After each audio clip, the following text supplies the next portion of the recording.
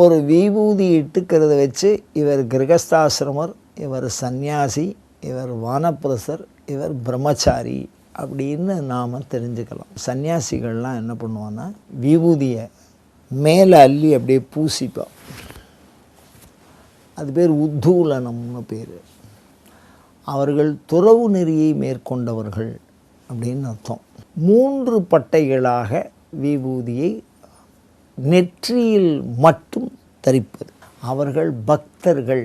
விபூதியை இந்த கை, இந்த முழங்கால், மார்பு, அது மாதிரி முதுகு பின்னாடி அப்படின்னு ஒரு 12 இல்லை 16 அப்படின்னு சொல்கிறாங்க. 16 விதமான இடத்துல பட்டை போட்டுண்டா, அதுவும் 3 குழைச்சி போட்டுண்டா, குழைச்சி அப்படி இட்டுண்டவாள்லாம் தீட்சை எடுத்து கொண்டவர்கள். ஒரு கீற்று வச்சுட்டான்னா பிரம்மச்சாரின்னு அர்த்தம். ஒரே கீற்று, ஒரு கீற்று விபூதி நெத்தியில் மாத்திரம் இட்டுப்பாள். அவன் பிரம்மச்சாரிய விஷயத்தில் இருக்கிறவாளுக்கு அவள் பிரம்மச்சாரி நித்திய சுத்தின்னு சொல்கிறாள்.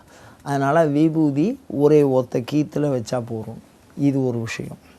அதுக்கு அடுத்தது பார்த்திங்கன்னா 3 ஏன் இட்டுக்கிறோம் அப்படின்னா, பசு, பதி, பாசம், முப்பொருள் உண்மை. அதுதான் சைவ சித்தாந்தம் உணர்த்துகிற உண்மை. இந்த உலகம் நாம பசு, உயிர்கள் அனைத்தும். உலகத்தை பாசம்னு சொல்கிறோம், ஜடம். இந்த பசுவுக்கும் பாசத்துக்கும் அப்பாற்பட்டவன் பதி, சிவபெருமான்.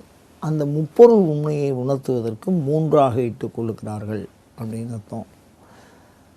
சன்னியாசிகள் ஏன் பூசிக்கிறா உத்தூலனமாக அப்படின்னா, காயம் இது பொய், தகபஸ்மீகரணே. என்றைக்காக இருந்தாலும் இந்த உடல் அழிந்துவிடும், அதற்கு உள்ளே இருக்கக்கூடிய மெய்ப்பொருள் அழியாது.